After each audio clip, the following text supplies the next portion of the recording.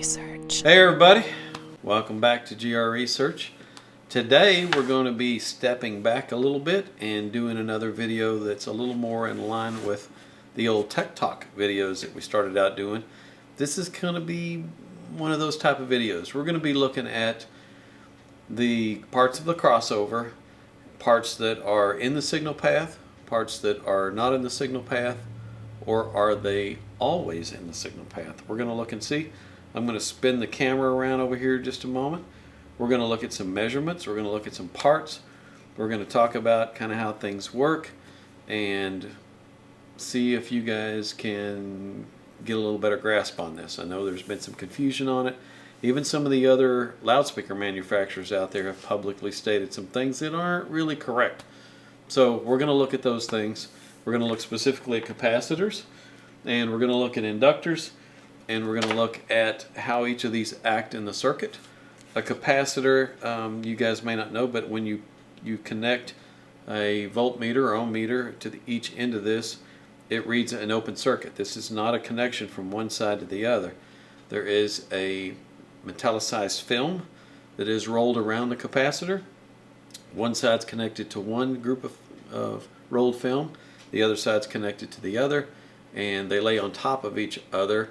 And the higher frequencies will tend to, let's say they jump from one conducting element over to the other, and the shorter wavelengths can do that. The longer wavelengths have a tougher time doing that.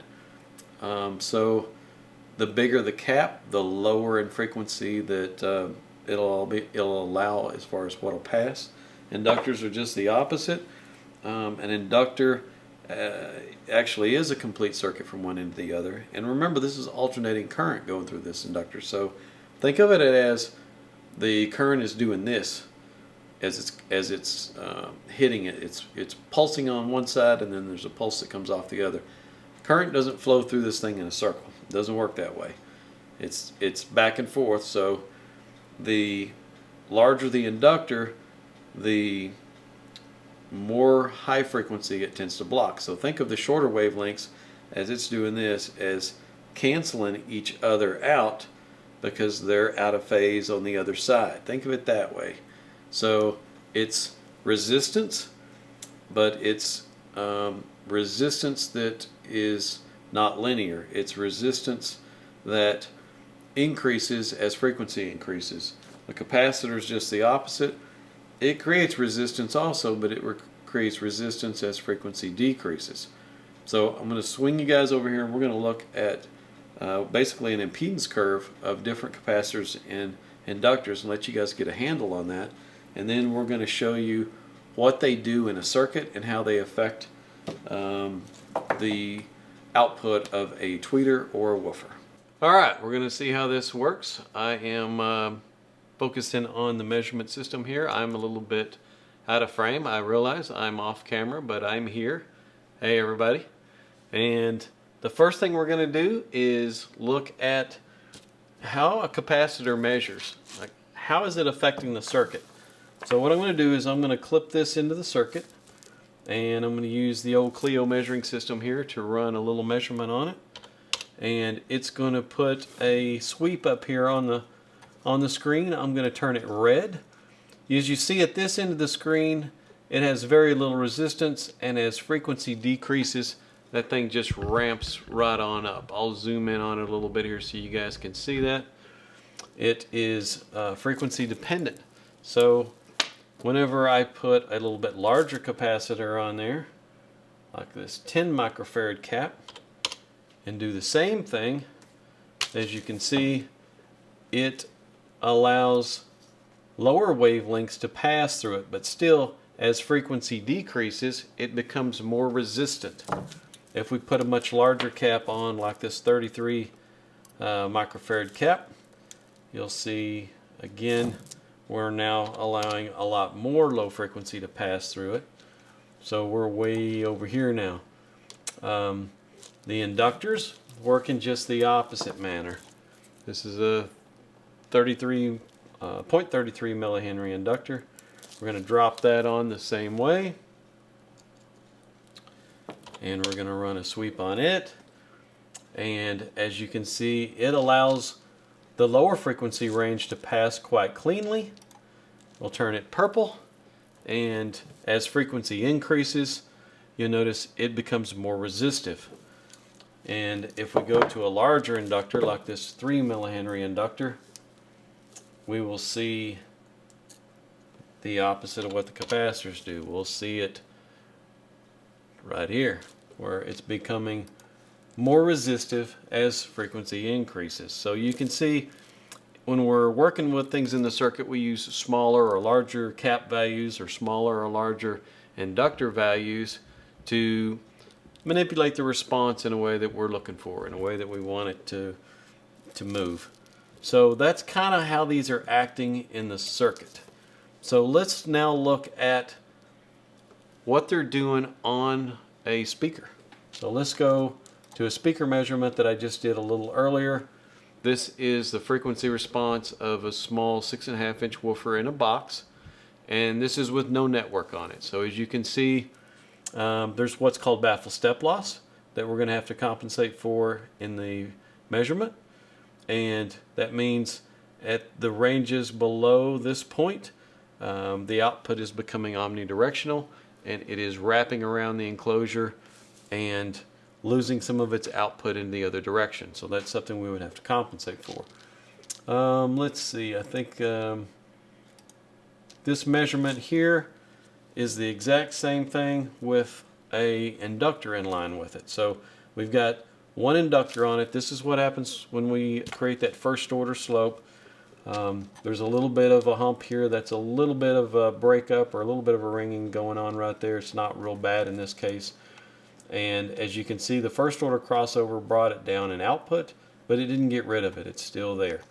So the one we just did with the purple measurement, it looks just like this. This is a first order crossover. This is what you would see on a woofer. We have the symbol there for an inductor. Straight there in the signal path, positive to positive. Negative is just straight to negative. Nothing there. So the next thing we're going to do is we're going to add a capacitor in shunt, and that means after the inductor we're adding a capacitor, and we get this measurement here. If you look now, you'll see we've got an increase in output over this range, and then it starts dropping off more steeply. I know a lot of guys think of crossovers as, you know, first order, second order, third order, fourth order, and they think of it in this manner. They think of there's a first order that's more gradual, and a second order is going to be, of course, 12 dB per octave. This is 6 dB per octave.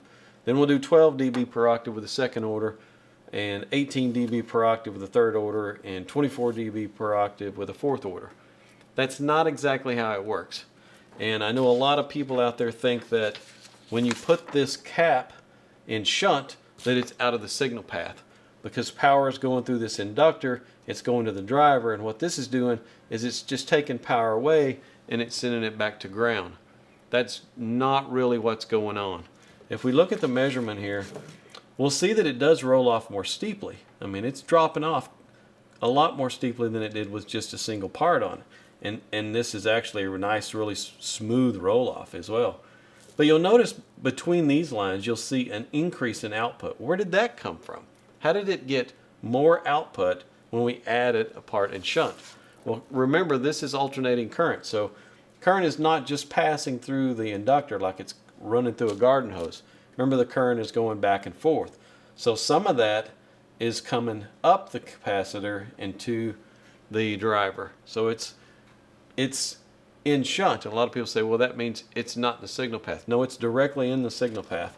All of this increase in output between these two lines all came via way of this capacitor.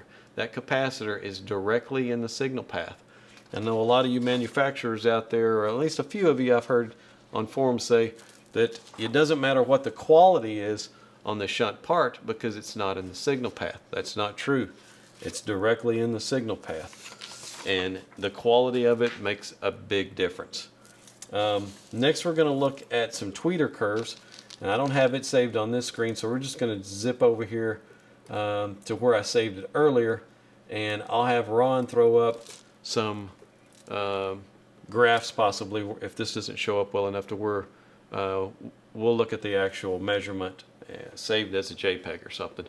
This is the frequency response of the tweeter with nothing on it. So first thing I did was put a first order filter on it. First order filter on the tweeter. It's going to be different than what it was on the inductor. We're looking at one capacitor instead of one inductor. Remember, the capacitors allow the high frequencies to pass. They don't allow the lower frequencies to pass. It becomes more resistive as frequency decreases. So notice in the response here we still have a pretty big little knee in the response there. Try to zoom in on it a little more for you guys. So not exactly the most desirable response. And so the next thing I do is I put a second order filter on it. That means I go from, sorry, I know this camera's trying to focus on this thing. There we go. So we're going from just one cap to a cap and an inductor. So we got an inductor and shunt. And that did this. If we look, you see the purple line.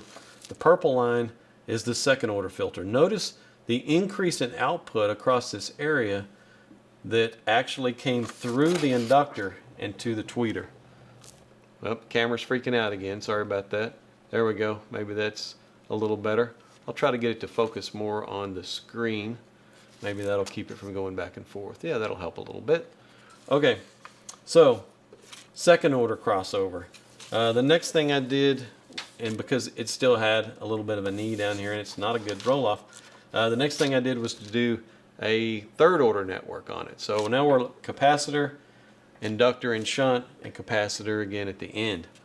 So when we did that, we get this measurement here. Now the purple one I left on there, that's the second order filter, and the red line is now what it looks like with the third order filter. Notice how much smoother it is. This is the target roll off we're looking for. We want it to be a nice smooth roll off. We don't want these knees in it. So we've come a long way from what we just did with the first order.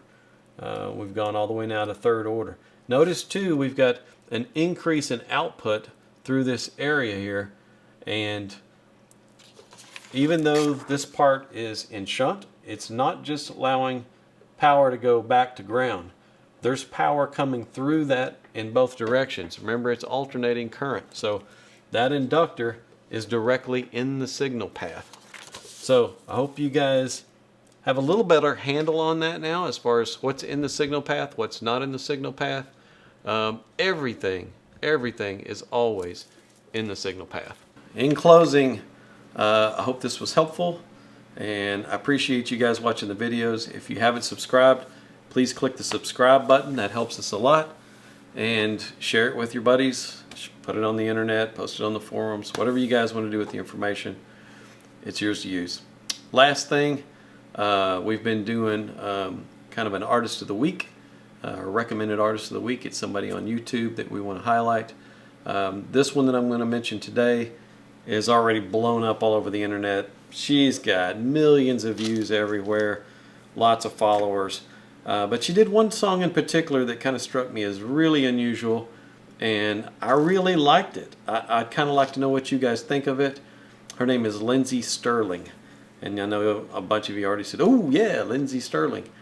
She has a video, I think it's called Crystalline, and she combined a classic violin with a bunch of dance and dubstep, which I never would have guessed, but it worked out really well. So see what you guys think of that. I like sharing that kind of new music with you guys. I know this one's unusual. I know she's already a huge star on YouTube and stuff, so I'm not really showing you guys somebody maybe you haven't seen, but that music was just so unusual. Just wanted to get you guys feedback on it and see what you think. That's it for this week. We'll be doing something else again next week, and see you guys then.